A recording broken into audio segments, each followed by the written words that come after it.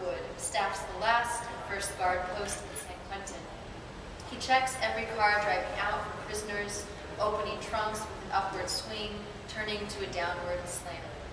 When volunteers come, Wood collects IDs, takes them into his hut, verifies clearance, and hands over the sign-in sheet, eyeing everyone, never missing someone breaking dress code, and when he does, issuing a barked, "Can't go in like that," while walking away, a combination that signals any further discussion will be a problem. This is a method Wood has perfected, one that ensures most volunteers don't even try to argue, and instead just scuttle home. But one day, in the pelting rain, Wood surprised me. He let me through in a dark blue slicker, despite the fact that blue is the most forbidden color of all, the color inmates wear.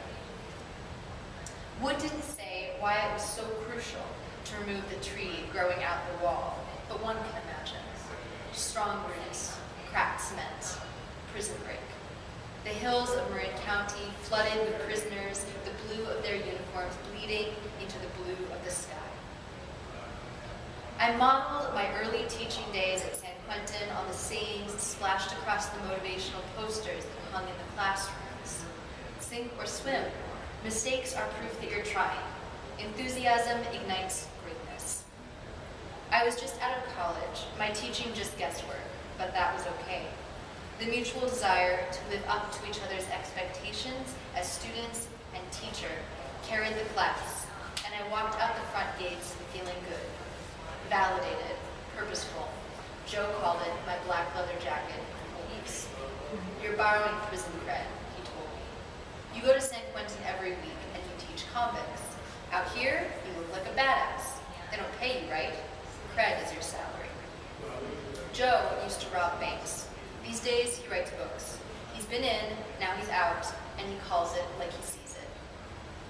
I have book smarts, 17 years worth. The men at San Quentin have a lifetime of what I've heard them call street smarts. Probably because I don't have street smarts, these feel infinitely more real to me. And by real, I mean authentic. And by authentic, I mean savvy. And by savvy, I mean cool. And by cool, I mean dangerous. And by dangerous, I mean real.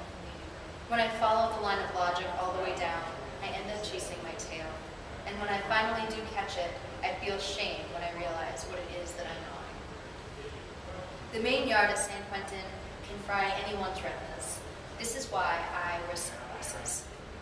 Chess tournaments, domino competitions, tennis matches, baseball games, the track ringing the diamond, the sprinters, the strollers, the pickup basketball, the laundry line, the mail line, the open-air toilets, the traditional sweat lodge, geese fighting seagulls for turf, and men in blue uniforms everywhere issuing volleys of shouted hellos.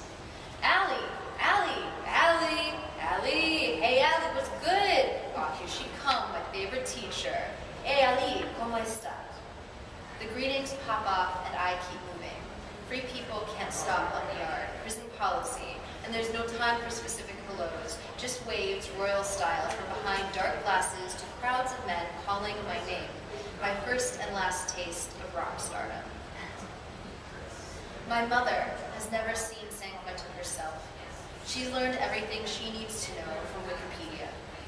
My mother knows San Quentin houses California's death row for men, and from the picture that the gas chamber turned lethal injection room has a death chair upholstered in a sick menthol green. Thanks to a section titled Notable Inmates, my mother also knows who's incarcerated there. To name a few: the dating game killer, the trailside killer, the Sunset Strip killer, the scorecard killer, the Night Stalker, Richard Allen Davis, killer of Polly Klaas, Scott Peterson, killer of his wife Lacey and their unborn child, and once, but not anymore, Charles Manson. The men my mother knows at San Quentin are not the men I know. I know Lenny, his endless slap-happy grin, his humpback and cane, who tells me about his life in Southeast DC because I lived in the district once too. I know Brendan, his BFA from Wesleyan and MFA from Mills, arriving to class with a roll-up New Yorker tucked under one arm. I know Alan, cornrows and a huge gold Star of David. He will be taking me to the diamond cutters when he gets out.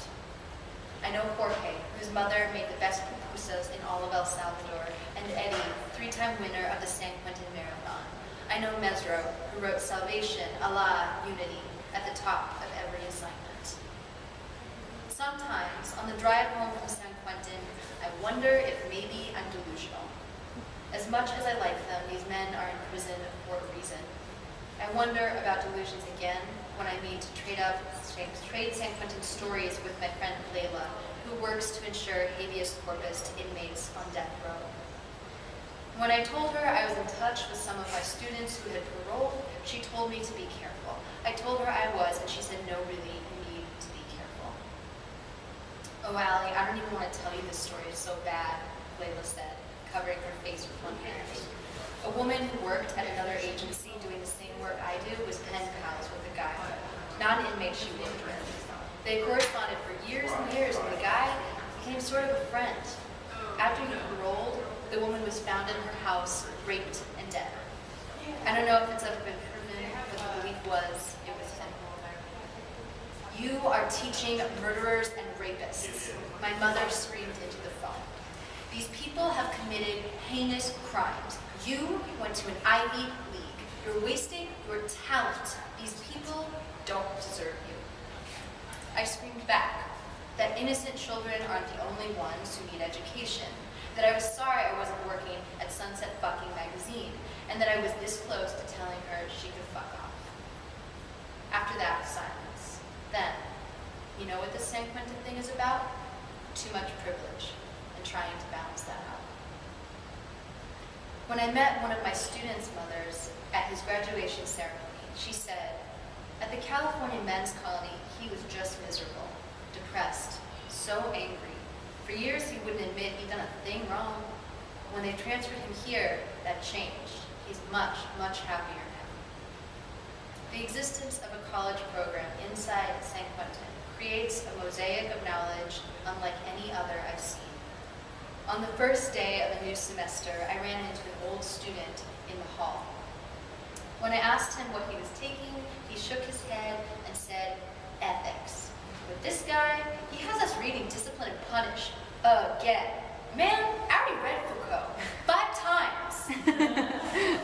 This, from a former gangbanger with a 9th grade education and a GED earned in prison at age 55.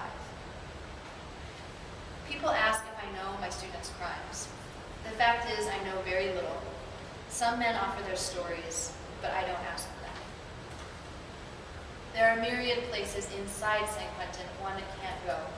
Some are marked by thick yellow lines on asphalt, others laid out by volunteer coordinators and officers in no uncertain terms, and still others have no physical presence at all. Many places are marked by invisible lines, and though we can't see them, we all quickly learn not to cross. But we like the boundaries, these pinholes of light that leave the present illuminated, the past mostly in darkness. It is the sharply limited scope of the viewfinder that allows us to be seen as we wish. Of course, we don't have much room to maneuver, but it is pressed up against the hard stop of truth that we bend our lives in ways we hadn't thought possible. Sometimes, I call San Quentin's education building the bubble of light, Candyland, make-believeopolis.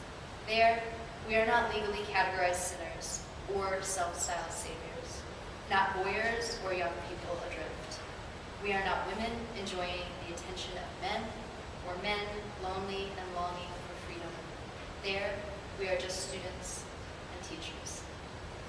But we are all the darker things, too, inescapably. Because there are no permanent shapeshifts, no symbols unlocking like keys, and no definite answers. And the geese, no matter how comfortable they feel inside San Quentin, are not home. They're just visitors. And when class ends, I fly out while the men stay inside. And that is the truth. Hard stop. Thank you.